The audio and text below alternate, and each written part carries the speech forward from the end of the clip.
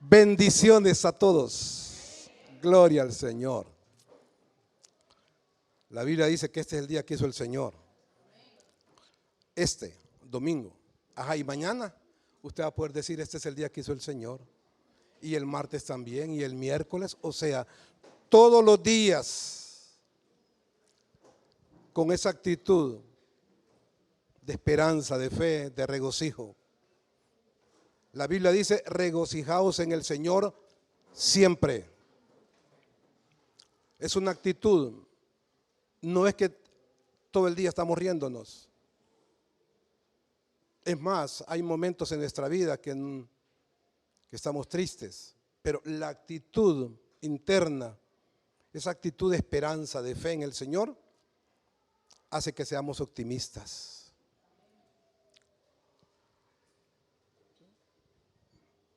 Estamos viendo esta serie tan hermosa, Cartas para la Iglesia, un legado de enseñanzas y orientaciones para la vida cristiana.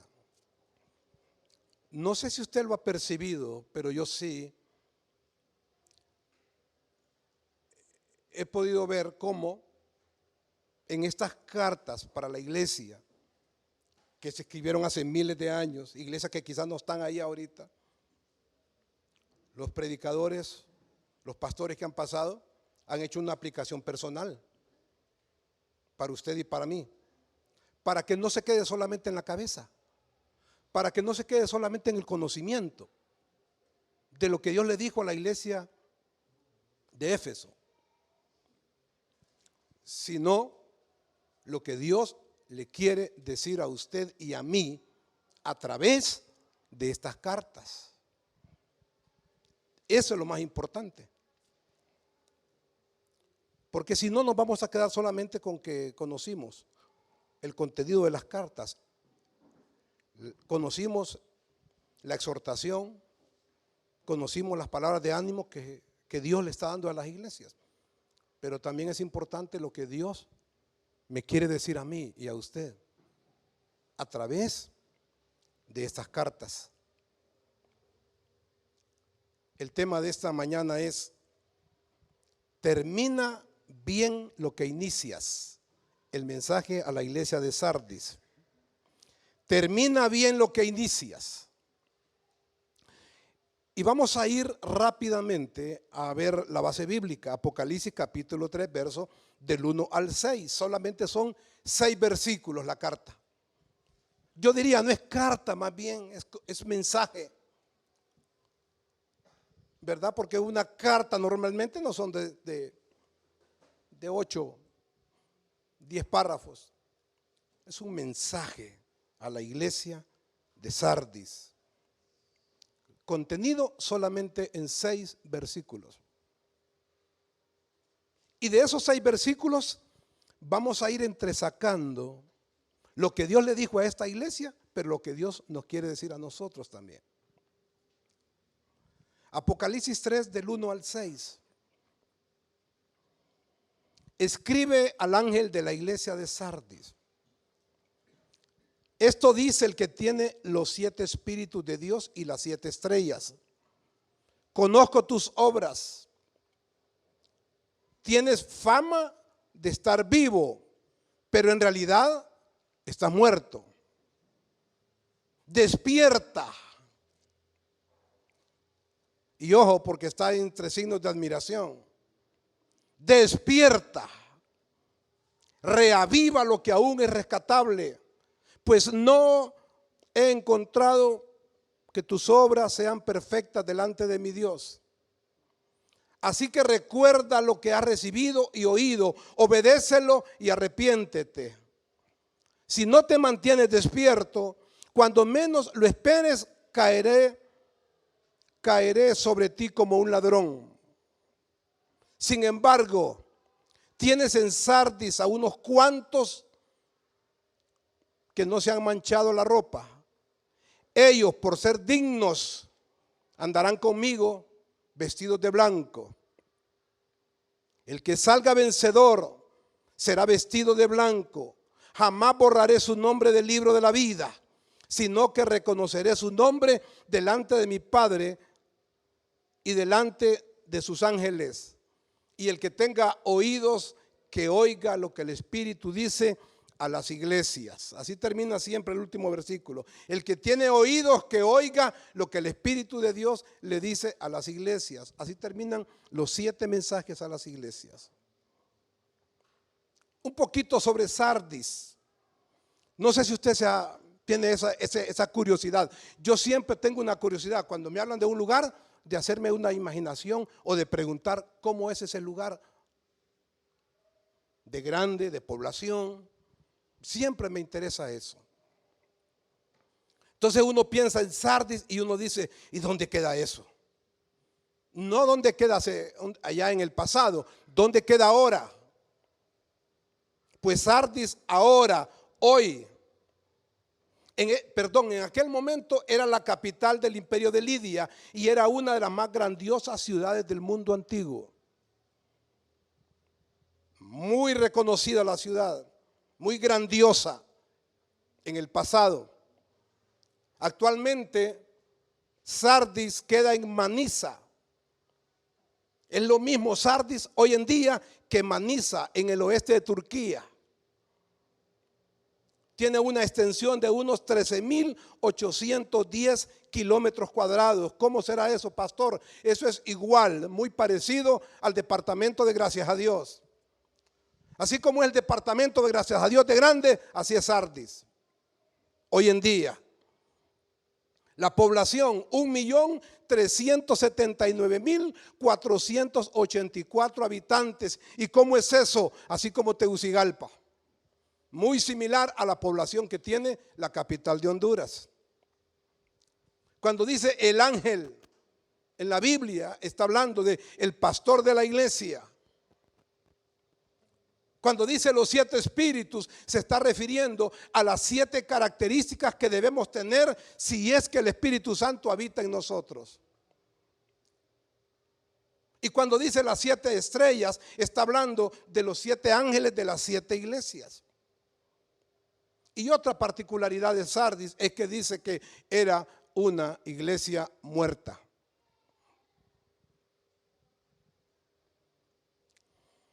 Introduciéndonos, para poder terminar lo que empezamos, debemos ser fieles hasta el final.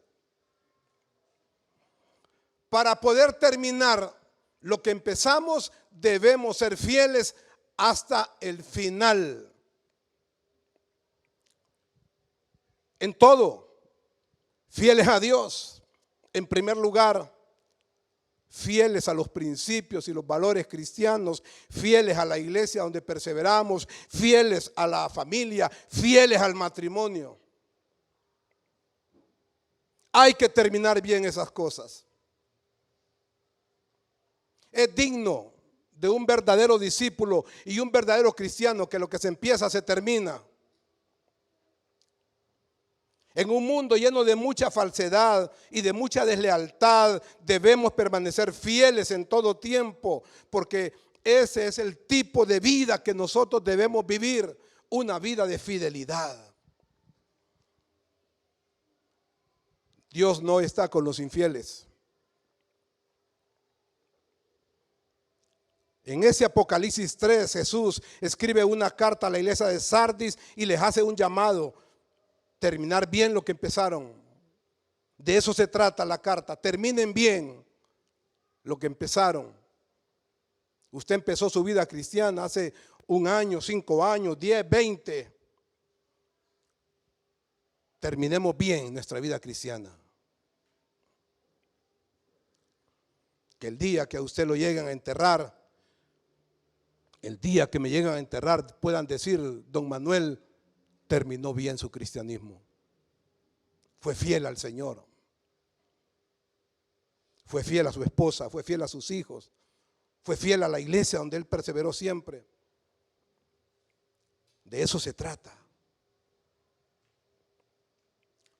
Sardis es una carta sobre las encrucijadas de la vida cristiana. Trata sobre esos pincelazos en la vida espiritual que te determinan si terminarás bien lo que empezaste o si nos vamos a ir alejando lentamente del Señor. De eso habla la carta, de las encrucijadas que la vida tiene y de los engaños en los cuales usted puede caer. Y todos experimentamos altibajos en el caminar con Dios. Hay momentos espirituales altos, pero hay momentos bajos también. A veces estamos en la cima, pero a veces estamos en el piso. Y eso es normal. Lo más importante es, ¿qué haces en esos momentos bajos? ¿Qué hago yo en esos momentos espirituales bajos? Pues de eso se trata la carta de Sardis. Sardis tenía la reputación de estar viva, pero en realidad estaba muerta. Amados hermanos, había mucha apariencia en Sardis. Había mucha simulación, mucho fingimiento, mucho engaño, mucha falsedad, había mucha mentira en la iglesia. Y aquí quiero hacer la primera aplicación personal. Aquí quiero hacer la aplicación para usted y para mí. Hoy en día corremos el riesgo de encontrarnos con creyentes que no sean genuinos, que no son sinceros, transparentes, reales, creíbles, íntegros. Y no estoy hablando de ser infalibles, no estoy hablando de ser completos o de ser perfectos, no. Usted me va a decir, pastor, entonces quiere decir que tenemos que ser infalibles. No. Somos falibles todos, somos imperfectos todos y no hay uno que sea completo aquí. Pero sí podemos ser sinceros, sí podemos ser creyentes transparentes, honestos, rectos, en lo que hablamos y en lo que hacemos.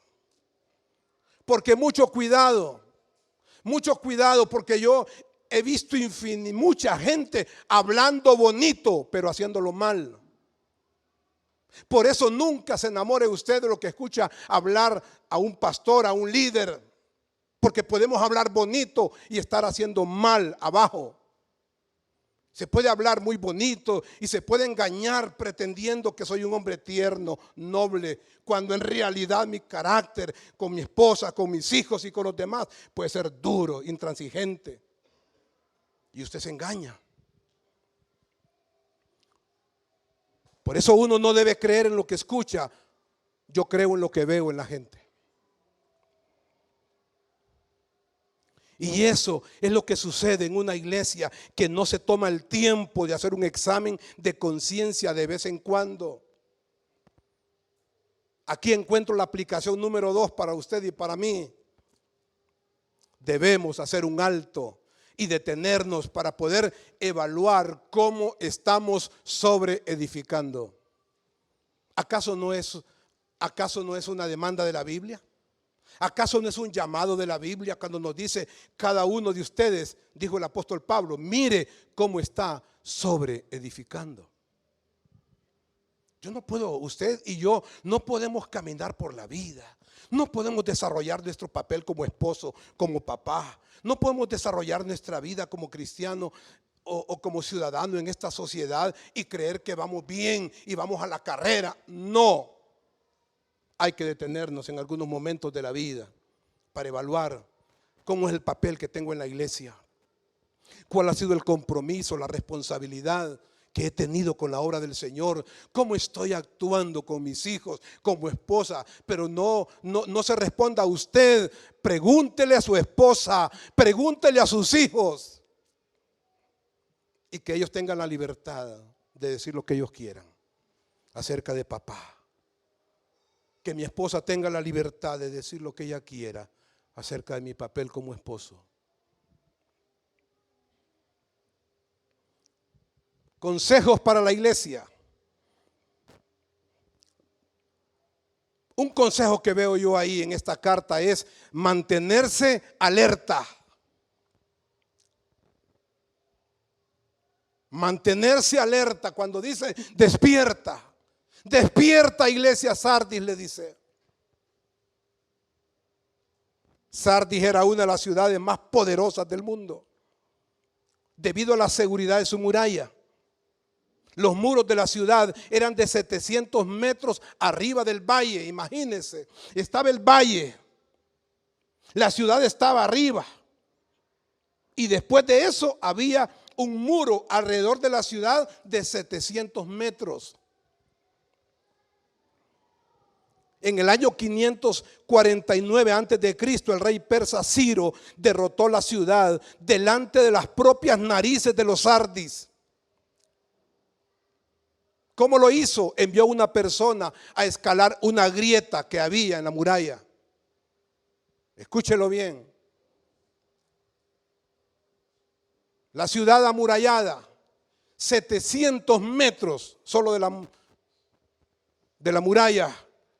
Y el rey Ciro pudo detectar que había una grieta en algún lugar de la muralla. Y mandó una persona.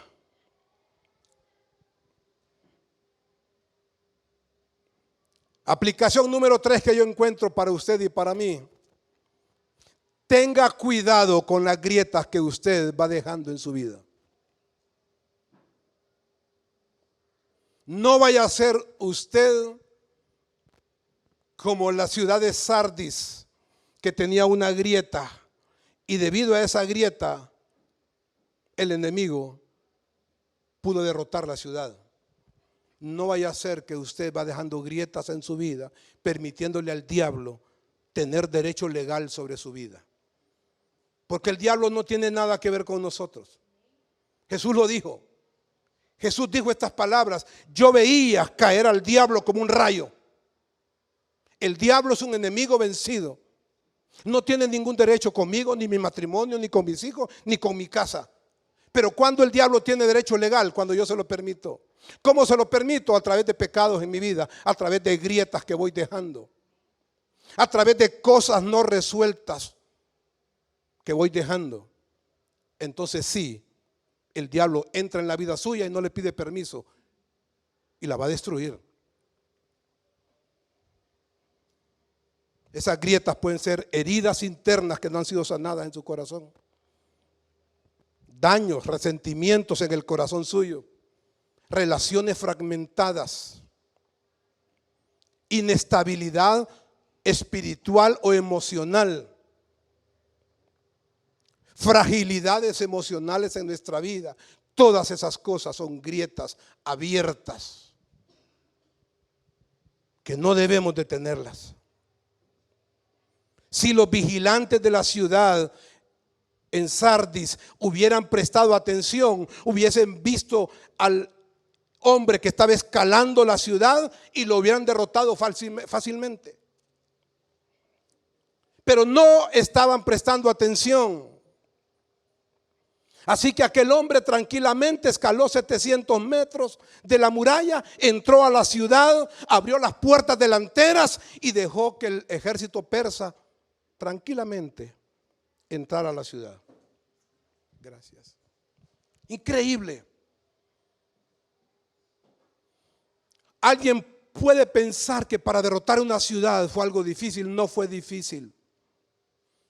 El problema fue que los sardis no estaban prestando atención, estaban desprevenidos. Y aquel escalador, aquel hombre por enfrente pasó, subió los 700 metros, abrió las puertas delanteras de la ciudad y el ejército persa entró para poder conquistar. Aplicación número 4 que yo encuentro para usted y para mí, cuando veo ese elemento que está ahí. Hay un gran riesgo con los creyentes que no prestan atención a su cristianismo ni a la manera en la cual se están desarrollando. Se lo repito, hay un gran riesgo con los creyentes que no prestan atención a su cristianismo ni a la manera en la cual se están desarrollando.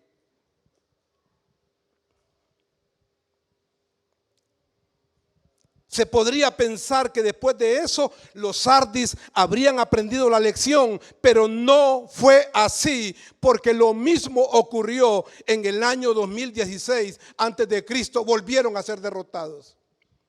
Les volvieron a hacer la misma jugada. Los derrotan, entran como Pedro por su casa conquistan la ciudad y los sardis no aprendieron. No aprendieron. 333 años después volvió a pasar lo mismo. Los volvieron a conquistar, los volvieron a derrotar. Aplicación número 5 que yo encuentro.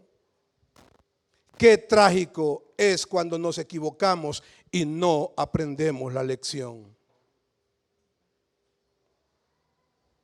Sardis no aprendió la lección. Se burlaron de la ciudad, la conquistaron y no aprendieron. 333 años después vuelve a ocurrir lo mismo. Y eso le pasa a usted y me puede pasar a mí, que no aprendemos lecciones y volvemos a cometer el mismo error. Volvemos a cometer los mismos pecados. Volvemos a cometer las mismas imprudencias. Volvemos a cometer las mismas faltas de respeto con la gente. Volvemos a hacer las mismas cosas incorrectas en la casa. Volvemos a levantarle la voz a la esposa, porque no aprendió usted la primera vez que lo hizo. Amados hermanos, cuando no se aprenden las lecciones, se siguen cometiendo los errores. Otro mensaje que yo encuentro. Dijimos que el primer mensaje ahí a una iglesia es mantenerse alerta. El segundo es reconocer que todos somos vulnerables. Reconocer que todos somos vulnerables en esta vida.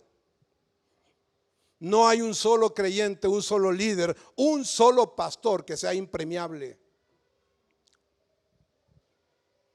y que diga yo no tengo ningún riesgo.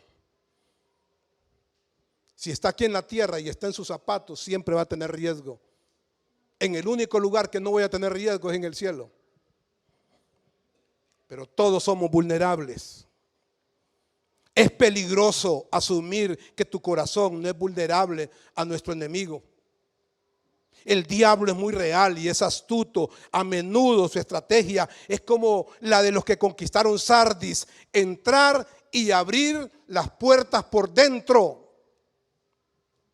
Así lo hizo el enemigo con Sardis. No abrieron las puertas de atrás, abrieron las puertas de enfrente. Y el diablo hace lo mismo con usted y conmigo. El diablo no nos ataca por atrás,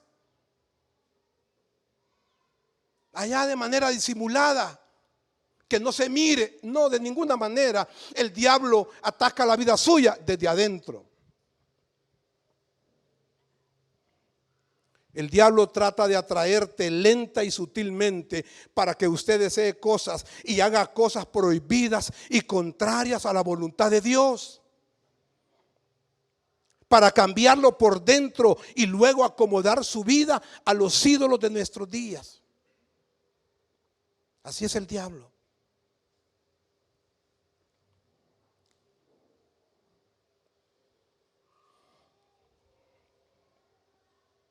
Aplicación número 6 que yo encuentro para mi propia vida y también para usted.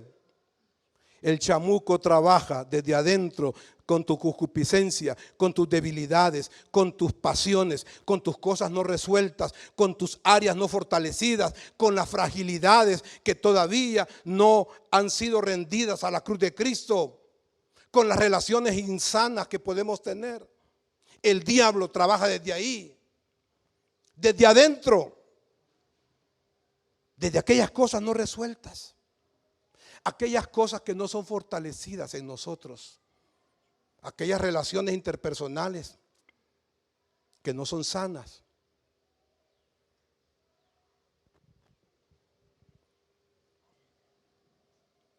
Todo lo que tiene que hacer el diablo es desviarle un poquito a usted, un grado de camino, y poco a poco usted solito se va a encontrar alejándose más y más de Dios. Es un proceso muy astuto, muy sutil, muy engañoso de parte del diablo. Así actúa el diablo. Trabaja con lo suyo, trabaja con la concupiscencia suya. ¿Qué es la concupiscencia? Es esa inclinación que todo ser humano tenemos hacia lo prohibido, hacia el mal, hacia el pecado. Es algo interno. Y usted no tiene fortalecida áreas en su vida, el diablo trabaja desde ahí. El diablo es astuto. El diablo no va a trabajar conmigo con un asunto de una bebida. ¿Por qué? Porque nunca puse bebida en mi boca en 58 años. Pero si usted fue de los que antes de conocer a Cristo tuvo problemas con bebida o con algunas cosas de pecado, el diablo va a trabajar va a querer que usted caiga en esas cosas. ¿Por qué? Porque son debilidades que pueden estar ahí. Cuando no, como yo escribí aquí, cuando no se rinden esas cosas al pie de la cruz de Cristo, es peligroso. Es peligroso cuando creemos que somos fuertes en una área, pero en el fondo usted sabe que esa área suya es débil. Y es un proceso sutil, engañoso, muy astuto de parte del diablo. Y uno solito, la persona, ella solita, se encuentra alejándose poco a poco del Señor. Yo lo veo con creyentes que uno los ve como que van como la espuma, para arriba, sirviendo en todas las áreas. Es increíble, de las más fieles. Pero pasan los meses y después, no, ya no va al grupo. Ya no va todos los domingos a la iglesia. Y seguramente ya no ora todos los días, ni lee la Biblia todos los días. Y es un proceso. Después pasan los meses y le dicen al pastor: pastor, yo que la hermana tal ya no la veo. No, ya no viene, tiene 2 meses que no viene. Así es el proceso del diablo.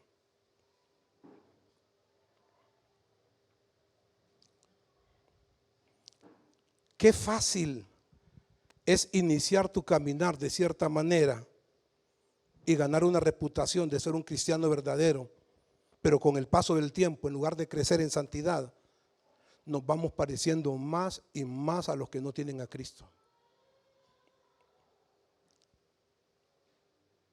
Es fácil dar apariencia, porque Sardis así era, apariencia. Tenía la apariencia de estar viva, pero en el fondo Dios le dice que estás muerta.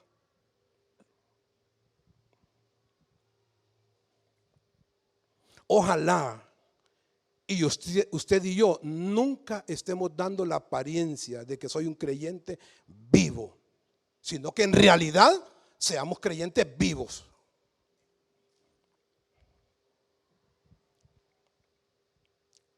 Y es normal que experimentemos bajos en nuestra vida.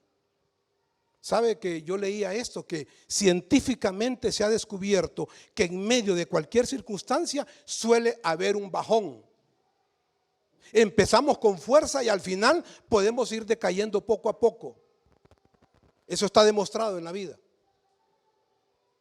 Así ocurre en nuestra vida espiritual. Es parte de nuestra naturaleza caída.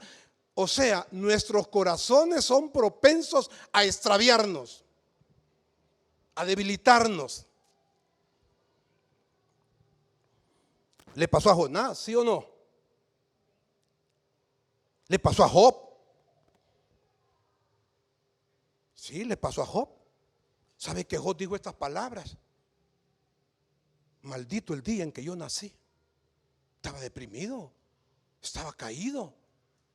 Maldito el día que a mi madre se le dijo: varón ha nacido. ¿Sabe qué dijo Job? Que no aparezca entre el calendario el día de mi nacimiento. Es un hombre que está mal espiritualmente. Le pasó a Job, le pasó a Jonás, deprimido también. Le pasó a Saúl, le pasó a Elías. Elías dijo: mejor quítame la vida, porque no soy mejor que estos gusanos. Le pasó a David, le pasó a Pedro, le pasó al apóstol Pablo, y le puede pasar a usted y a mí. Momentos espirituales bajos. Hasta Jesús lo tuvo. ¿Sabe que una de las cosas que más apreciamos los pastores es que la Biblia no escondió la debilidad humana. La Biblia, Dios no quiso que la debilidad, aún la perversión y el pecado humano quedara encubierto. No, toda cosa que ocurrió ahí está en la Biblia. Dios no quiso que el pecado sexual de David quedara oculto. Ahí está en la Biblia. Dios no quiso que la debilidad de Jesús quedara oculta. Ahí está en la Biblia. Allá está en el Getsemaní, orando. ¿Y sabe qué le dijo a los discípulos? Quédense conmigo. Les dijo, ¿sabe qué les dijo? Mi alma está angustiada hasta la muerte. Óigame, Jesús, el Hijo de Dios, pero que es Dios, pero que es hombre también, dijo, mi alma está angustiada hasta la muerte. Quédense conmigo. Lo que le está diciendo a los discípulos, no me dejen solo. La Biblia está mostrando que aún Jesucristo tuvo esos momentos difíciles. Ajá, y si Jesús dijo, estoy angustiado, ¿cómo no puedo estar yo? Por alguna situación que me puede pasar en la vida. La carta a la iglesia de Sardis nos da 3 mensajes, 3 claves para terminar bien lo que empezamos. Y mire qué hermoso, nos da 3 claves, pero ninguna de ellas es algo extraordinario. No se trata de experiencias en la cima de una montaña, simples acciones de fidelidad cotidiana. Solo son acciones, no son claves extraordinarias, pero son importantes para poder terminar bien. Por eso yo siempre digo esto, en los detalles simples y sencillos de la vida se esconden los secretos más valiosos y las verdades más grandes. En las pequeñas cosas, en los pequeños detalles, uno encuentra las verdades más grandes, los secretos más extraordinarios. No se ocupa una experiencia sobrenatural que usted tenga. No. Aquí le está hablando de 3 claves sencillas. Veamos esas 3 claves para terminar bien lo que iniciamos. Número 1, recordar. Sencillo, recordar nada más. Porque dice la Biblia, acuérdate pues de lo que has recibido y oído, guárdalo y arrepiéntete, en Apocalipsis 3:3. Acuérdate. La primera clave para que usted y yo podamos terminar bien nuestra vida cristiana es que recordemos. Recordar. La mejor manera de recordar lo que has recibido y oído es adorar a Dios junto al pueblo cada domingo. ¿Por qué? Porque nos reunimos para recordar quién es Dios. Nos reunimos para recordar lo que nos ha prometido.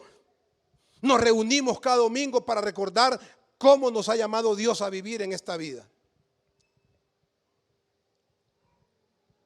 Para terminar lo que has empezado, necesitas dejar que la palabra de Dios restaure y alimente tu alma. Así que, amados hermanos, la primera clave para terminar bien lo que empezamos es recordar. ¿Por qué cree que los que estamos casados queremos terminar bien el matrimonio? Y aún cuando pasan por algunas situaciones difíciles, ¿sabe qué hace el hombre? Se pone a recordar. ¿Qué recuerda? El día que se casó. Yo recuerdo el día que me casé. Y lo que yo prometí cuando estaba con mi esposa ahí, y lo que le dije al ministro del Señor y a todos los testigos. Recordar es importante. Segunda clave, guardar. La segunda clave es guardar, porque dice la Biblia, acuérdate de lo que has recibido, guárdalo. Guardar.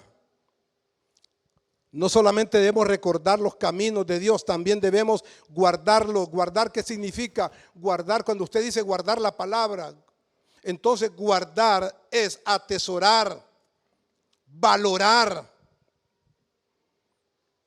retener. Eso es guardar, valorar algo, atesorar algo. Tenemos que seguir los mandamientos de Dios, incluso cuando nos cueste, cuando no sentimos deseos de hacerlo o cuando no lo entendemos. Tenemos que guardar, que seguir los mandamientos del Señor, aun y cuando usted no lo entiende todo, aun y cuando a usted le cueste,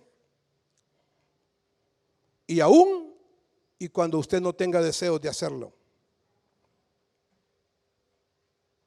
Yo siempre digo, guardar los deseos del Señor es como cuando usted le toca pagar un recibo de la energía, que lo hace y no anda pensando si tiene deseos o no, ¿verdad? ¿Verdad que nadie va al banco? Nadie va a donde la cajera del banco, a la ventanilla, con el recibo en la mano, con el dinero para pagar, y usted nunca se ha puesto a pensar frente al banco de que no tiene deseos de pagarlo.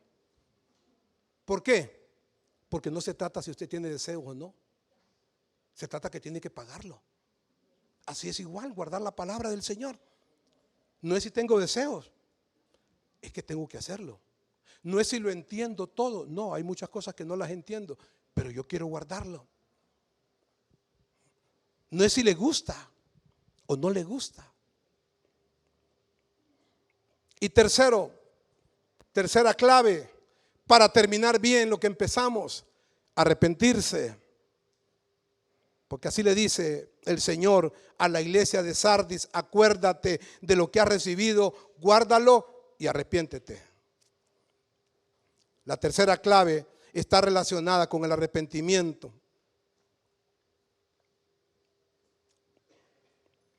Y cuando lo hacemos, cuando nos arrepentimos, los brazos de Dios están abiertos para recibirnos. Si venimos a Él y nos arrepentimos, Él nos va a perdonar siempre.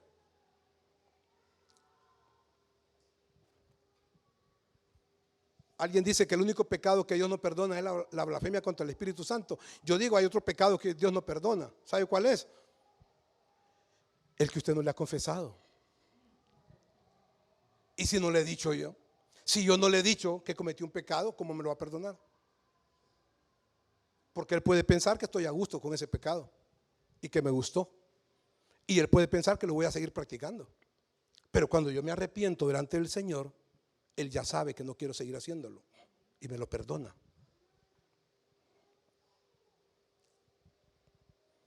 Y hay 3 promesas y terminamos bien. 3 promesas y terminamos bien. Recuerde que hay 3 claves para terminar bien y están ahí. En esos pequeños versos, 6 versos, están las 3 claves para terminar bien, que es recordar, guardar y arrepentirse. Pero aquí también en esos versos encontramos 3 promesas si terminamos bien la carrera. Número 1, serás vestido con vestiduras blancas. Está en el verso 5. Seremos vestidos con vestiduras blancas. En el verso 5, el que salga vencedor se vestirá de blanco, así dice. Las ropas blancas son un símbolo de pureza, santidad, sin mancha, sin pecado. Y esa es una promesa de que si nosotros hemos lavado nuestras ropas sucias en la sangre de Jesucristo, entonces nuestros pecados serán cubiertos. Y cuando llegue ese día final, habiendo terminado lo que empezamos, caminaremos de blanco, caminaremos puros y caminaremos sin mancha delante del Señor. En aquel día. En aquel día. Segunda promesa: nunca será borrado tu nombre del libro de la vida. Nunca será borrado tu nombre del libro de la vida. Está en el verso 5. Dice Apocalipsis 3:5: jamás borraré su nombre del libro de la vida.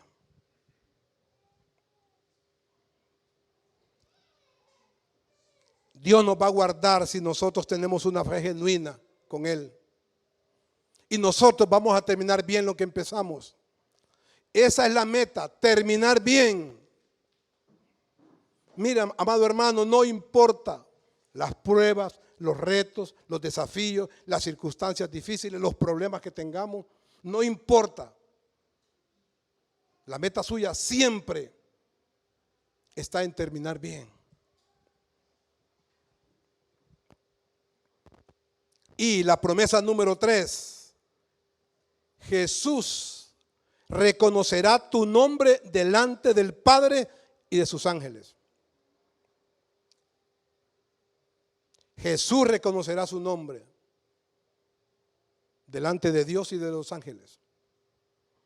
El verso 5 lo dice: reconoceré tu nombre delante de mi Padre y delante de sus ángeles.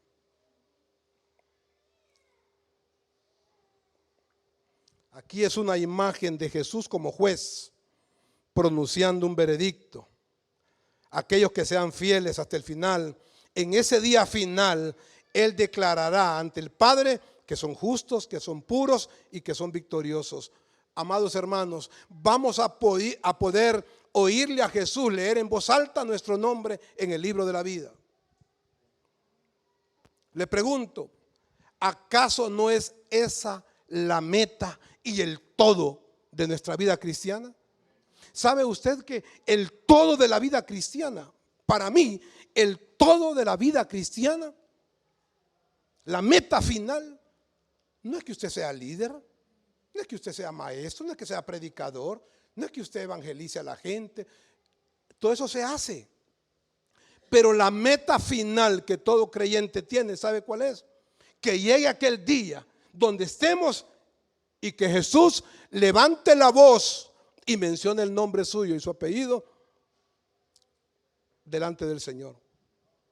Escuchar el nombre suyo es la meta. Por eso debemos de guardar la santidad. Porque la meta final, el todo de la vida cristiana, es que Jesús pueda leer en voz alta aquel libro y que en ese libro pueda decir el nombre suyo.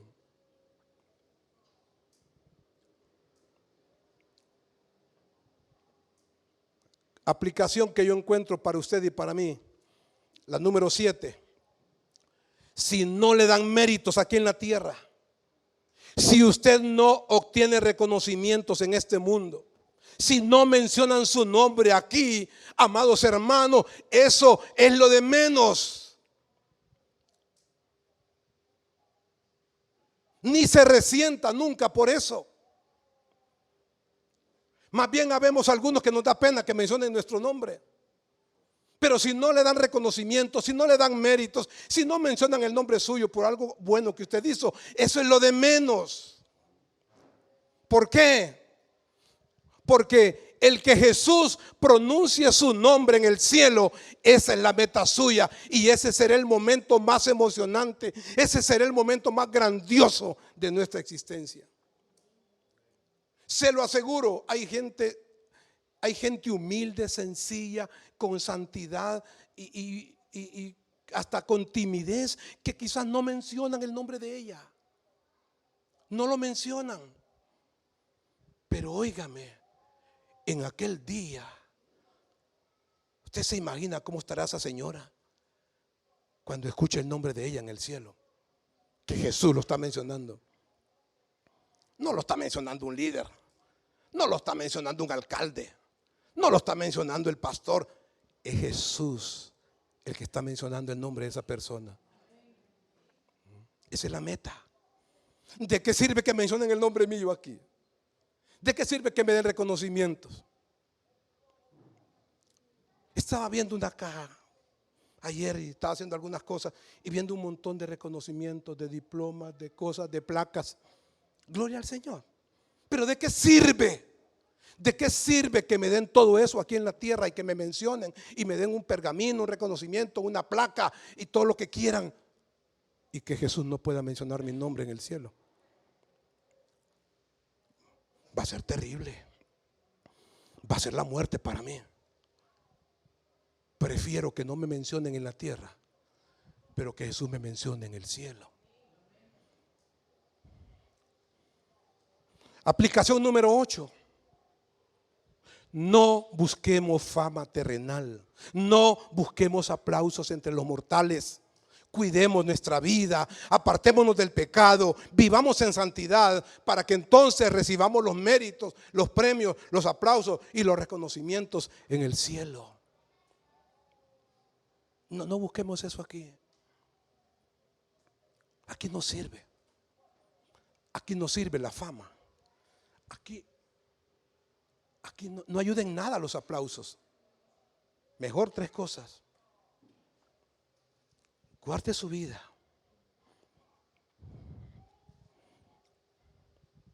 Cuide su vida. Apártese del pecado y viva en santidad. Porque entonces los méritos, los aplausos, los reconocimientos, los galardones nos estarán esperando en el cielo.